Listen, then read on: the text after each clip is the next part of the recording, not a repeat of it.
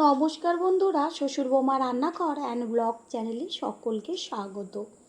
আজ শেয়ার করব কুমড়ো শাকের দুর্দান্ত একটা রেসিপি, যেটা নাকি দুপুরবেলা খাবার পাতে এরকম যদি একটা রেসিপি পাওয়া যায় আর অন্য কিছুই লাগবে না, সমস্ত ভাত এই একটা রেসিপি দিয়েই খাওয়া হয়ে যাবে। তাহলে কি করে তৈরি করব সেটাই দেখে নেওয়া যাক।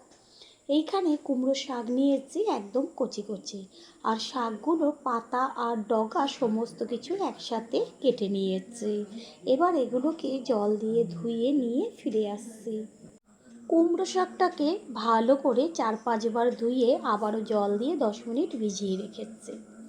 এখানে গ্যাসের ওভেনে কড়াইটা বসিয়ে কড়াই ভালো করে গরম করে নিয়ে তারপর এর মধ্যে দিয়ে দিচ্ছি সর্ষের তেল।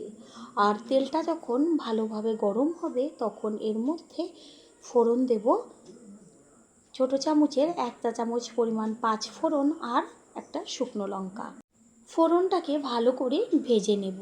আর যখন ফোড়নের থেকে সুন্দর একটা গন্ধ বেরোবে তখন এর মধ্যে দিয়ে দেব বড়ি। আপনারা ফোড়ন দেওয়ার আগেও বড়িটাকে ভেজে নিতে পারেন, তবে আমি ফোড়নটা দেওয়ার পরেই বড়িটাকে দেব, কারণ বড়িটার মধ্যে থেকেও সুন্দর একটা ফোড়নের গন্ধ আসবে। আর এইখানে আমি এটা মুসুরির ডালের বড়ি ব্যবহার করেছি, আর কত সুন্দর ছোট ছোট, এত টেস্টি লাগে খেতে এটা। বড়িগুলো একদম লাল লাল হয়ে গেছে ভাজাতে, এবার তেল ছেঁকে তুলে নেব। বড়িগুলোকে তুলে নিয়েছি আর ওই তেলের মধ্যে গ্যাসের ফ্লেম লোতে রেখে দিয়ে দিয়েছি 1/2 চা চামচ হলুদ গুঁড়ো। এবার এর মধ্যে দিয়ে দেব ডুমো ডুমো করে কেটে নেওয়া আলু। এই যে আমি হলুদটা ব্যবহার করলাম তেলের মধ্যে, এতে কি হলো, আলুটা দেওয়ার সাথে সাথে চারদিকে তেলটা ছিটলো না, না হলে চারদিকে তেলটা ছিটে যেত। আলু 2-3 মিনিট মতন ভেজে নেওয়ার পরেই এর মধ্যে দিয়ে দেব ছোট ছোট করে কেটে নেওয়া পটল। পটল আর আলু এবার একসাথে ভেজে নেব। কুমড়ো শাক তো অনেকভাবেই তৈরি করে খেয়েছেন, একবারের জন্য হলো এইভাবে রান্না করে খেয়ে তারপরে সে কমেন্ট করে জানিয়ে যাবেন যে কতটা টেস্টি হয়েছিল। গ্যারান্টি দিয়ে বলতে পারি, একবার এইভাবে রান্না করে খেলে আর অন্য কোনোভাবে কুমড়ো শাক তৈরি করে খাবেন না। আলু পটলটা বেশ ভালো করে ভাজার পরে এর মধ্যে দিয়ে দিচ্ছি ঝিঙে আর বেগুন, কারণ ঝিঙে আর বেগুন ভাজতে বেশি সময় লাগে না। দিয়ে দিচ্ছি কালারের জন্য হলুদ গুঁড়ো, আর দেব স্বাদের জন্য পরিমাণ মতন লবণ। হলুদ লবণ এবার সব কিছুর সাথে ভালো করে মিশিয়ে নিয়ে সব কিছু একসাথে ভাজা হবে। এইখানে আমি নিয়েছি মুগের ডাল, আর মুগের ডালের পরিমাণটা বেশি ব্যবহার করিনি, আবার একদম কমও না। ছোট যে কাচের বাটিগুলো হয় তার হাফ বাটি পরিমাণ মুগের ডাল নিয়েছি। খুব সুন্দরভাবে এগুলো ভাজা হয়ে গেছে। দেব ঝালের জন্য চিড়ে নেওয়া কাঁচা লঙ্কা, আর দেব 1 চা চামচ পরিমাণ আদার পেস্ট। আদা আর কাঁচা লঙ্কাটা সবজির সাথে ভালো করে মিশিয়ে নিয়ে তারপর গ্যাসের ফ্লেম তো লোতেই আছে, না হলে পুড়ে যাবে। আদার খুব সুন্দর একটা ভাজা গন্ধ বেরোচ্ছে। ঠিক এই সময় এর মধ্যে দেব ওই যে মুগের ডালটা আমি রেখেছিলাম, সেটা 4 থেকে 5 বার ভালো করে জল দিয়ে ধুয়ে নিয়ে জলটাকে ঝরিয়ে তারপরে ডালটা এর মধ্যে দিয়ে দেব। ডালটা আমি কোনো রকম ভাজাভাজি করিনি, কাঁচা ডালই জল দিয়ে ধুয়ে ব্যবহার করেছি।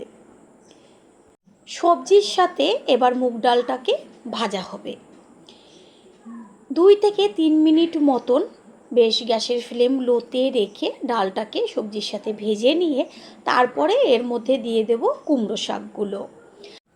শাক প্রথমে দেখলে মনে হয় কতখানি, কিন্তু যখন কড়াইতে দিয়ে বেশ একটুখানি পরে মজে আসে তখন অল্প হয়ে যায়। আমি অর্ধেকটা শাক দিয়েছি, তারপরে একটু নেড়ে চেড়ে নিয়ে আর যে অর্ধেকটা শাক রয়েছে সেটা আমি এর মধ্যে দিয়ে দেব। অর্ধেকটা শাক দেওয়ার পরে ভালোভাবে সবজির সাথে শাকটাকে মিশিয়ে নিয়ে তারপরে আরও অর্ধেক শাকটা রয়েছে সেটাকে দিয়ে দিলাম। এবার গ্যাসের ফ্লেম একটু হাই করে দেব। পুরনো বন্ধুদের সবসময় আমাদের পাশে এইভাবে ভালোবেসে থেকে এগিয়ে নিয়ে যাবার জন্য অনেক অনেক ভালোবাসা।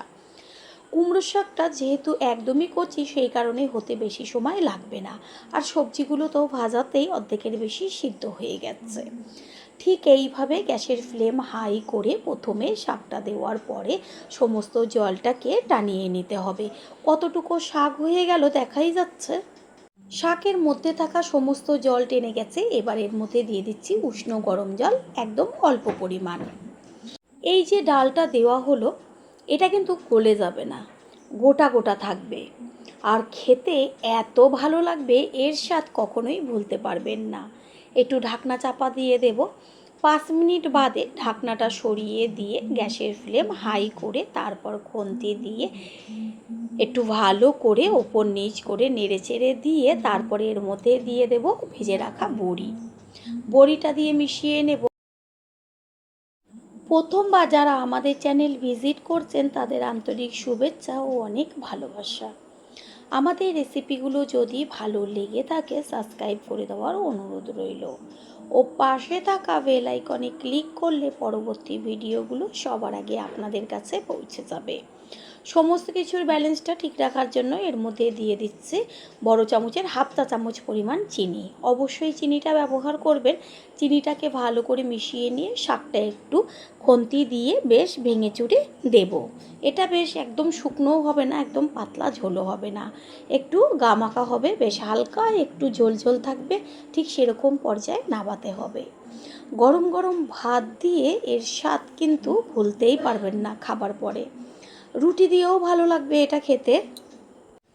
বন্ধুরা, আপনারা যেইখান থেকে ভিডিওটি দেখছেন অবশ্যই কমেন্টের মাধ্যমে জানাবেন।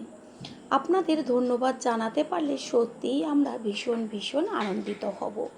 কুমড়ো শাকটা একদম তৈরি হয়ে গেছে, আর ডালগুলো ভেতরটা নরম হয়ে গেছে, ওপরটা পুরো গোটা রয়েছে।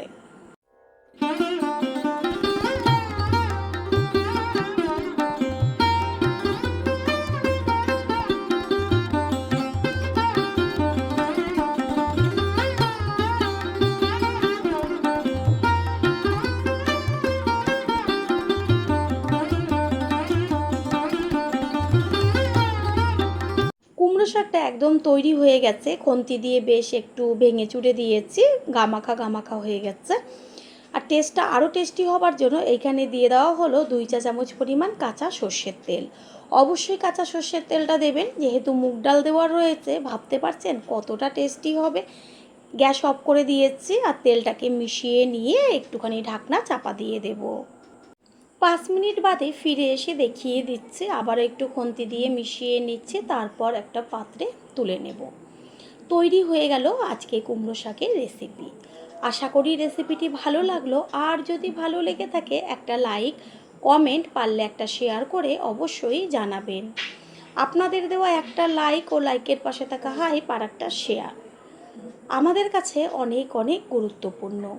All friend, thanks for watching my video. আপনারা সকলে ভালো থাকবেন, সুস্থ থাকবেন। আবারও দেখা হবে অন্য কোনো রেসিপির এপিসোডে। নমস্কার বন্ধুরা, শ্বশুর বৌমা রান্নাঘর অ্যান্ড ব্লগ চ্যানেলে সকলকে স্বাগত। আজ শেয়ার করব কাঁকরোলের দুর্দান্ত স্বাদের একটা রেসিপি। যারা কাঁকরোল একদমই পছন্দ করেন না তাদের যদি এইভাবে তৈরি করে দেওয়া হয় কেউ কিন্তু মুখ ফিরিয়ে রাখবে না, আর যারা পছন্দ করেন তাদের তো কোনো কথাই নেই। তাহলে কি করে তৈরি করব সেটাই দেখে নেওয়া যাক। সবার প্রথমে এইখানে আমি কাঁকরোল নিয়েছি। কাঁকরোলগুলোকে জল দিয়ে প্রথমে ধুয়ে রেখেছি। এবার কাঁকরোলটাকে কিভাবে কাটবো সেটাই শেয়ার করব। প্রথমে কাঁকরোলের গায়ের থেকে ছুরির সাহায্যে যে কাটা কাটা যে অংশটা থাকে সেটাকে চেঁচে বাদ দিয়ে দেব, আর কোনো রকম খোসা ছাড়াবো না। এই ওপরের কাটাটা আস্তে করে চাকু দিয়ে ছাড়িয়ে নিলে পরে সুন্দরভাবে দেখবেন যে কাটাগুলো গায়ের থেকে ছেড়ে এসছে। গাটা চেঁচে নেওয়া হয়ে গেছে, সমান হয়ে গেছে। এবার মুখের দিকের অংশটা কেটে বাদ দিয়ে তারপরে বেশ গোল গোল করে মোটা মোটা করে কেটে নেব। ঠিক এইভাবে মোটা করে কেটে নিতে হবে। কাঁকরোলটা কেটে নেওয়া হয়ে গেল। এবার পেছনের যে অংশটুকু ছিল সেটাকেও কেটে বাদ দিয়ে দিয়েছি। ঠিক এইভাবে সমস্ত কাঁকরোলগুলো কেটে নিয়ে ফিরে আসছি।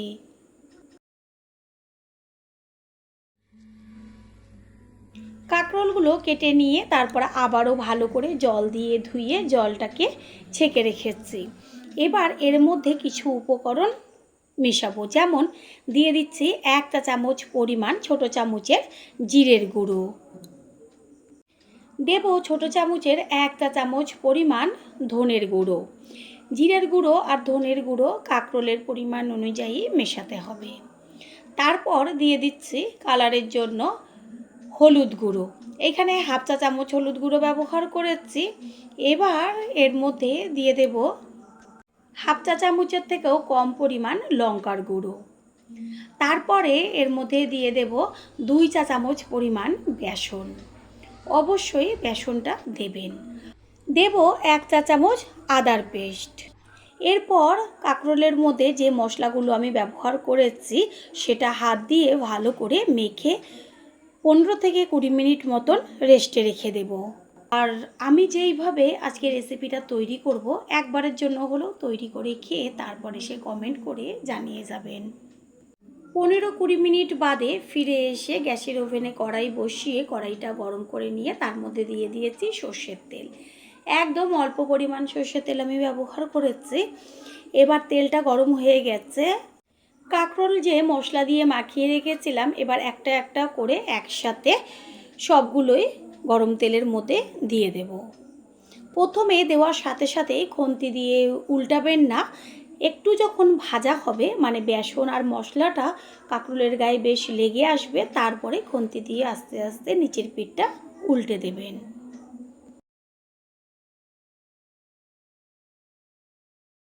3-4 মিনিট বাদে নিচের পিঠটা একটু ভাজা হওয়ার পরে উল্টে দিচ্ছি ওপরের পিঠটা হবার জন্য। দেখাই যাচ্ছে যে নিচের পিঠটা সুন্দরভাবে একটা কালার চলে এসছে। ঠিক এইভাবে এপিট ওপিট করে কাঁকরোলগুলোকে খুব ভালো করে ভেজে নিতে হবে, যেন ভাজাতেই সিদ্ধ হয়ে যায়। কাঁকরোলগুলো খুব সুন্দরভাবে 2 পিঠ ভাজা হয়ে গেছে, একদম ভাজাতেই নরম হয়েছে। এবার এগুলোকে একটু খুন্তির সাইডে রেখে তুলে নেব। ওই কড়াইয়ের মধ্যে দিয়ে দিচ্ছি আর অল্প পরিমাণ সর্ষের তেল। তেলটা ভালো করে গরম করে নিয়ে এবার এর মধ্যে ফোড়ন দেব একটা শুকনো লঙ্কা আর ছোট চামচের 1 চা চামচ পরিমাণ কালো জিরে। ফোড়নটাকে ভালো করে ভেজে নেব। ফোড়নের থেকে সুন্দর একটা গন্ধ বেরোচ্ছে। এই পর্যায়ে এর মধ্যে দিয়ে দিয়েছি কুচিয়ে নেওয়া পেঁয়াজ। পেঁয়াজটাকে বেশ তেলের মধ্যে ভালো করে নেড়ে চেড়ে নেব। আর পেঁয়াজটা যেন তাড়াতাড়ি মজে আসে সেই কারণে দিয়ে দিচ্ছি স্বাদ অনুযায়ী লবণ। লবণটাকে মিশিয়ে নেব। যে কোনো সবজি বা যে কোনো রান্না যদি আমরা একটু ভিন্নভাবে রান্নার চেষ্টা করি, তাহলে রান্নার যে একঘেয়েমি ভাবটা সেটাও চলে যায় আর একটা অন্যরকম টেস্ট আসে, খেতে কিন্তু লাগে দুর্দান্ত। পেঁয়াজটা ভাজা হয়েছে, এই পর্যায়ে এর মধ্যে দিয়ে দিচ্ছি 1 চা চামচ রসুনের পেস্ট, 1 চা চামচ আদার পেস্ট। এবার রসুন আর আদা ভালো করে পেঁয়াজের সাথে মিশিয়ে ভেজে নেব।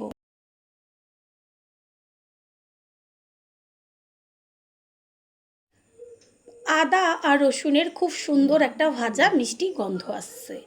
এই সময় এর মধ্যে দিয়ে দিচ্ছি কুচিয়ে নেওয়া টমেটো আর ঝালের জন্য চিড়ে নেওয়া কাঁচা লঙ্কা। কাঁচা লঙ্কা আর টমেটোটা ভেজে নেব টমেটোর কাঁচা গন্ধটা যাওয়া পর্যন্ত। টমেটোর মধ্যে এবার আমি দিয়ে দেব 1 চা চামচ পরিমাণ হলুদ গুঁড়ো আর 1/2 চা চামচ পরিমাণ কাশ্মীরি লঙ্কার গুঁড়ো। এই পর্যায়ে আমি কোনো রকম আর মশলা ব্যবহার করব না। এটা বেশ ভাজা ভাজা হবে সেই পর্যন্ত অপেক্ষা করব। টমেটো খুব সুন্দরভাবে মজে গেছে।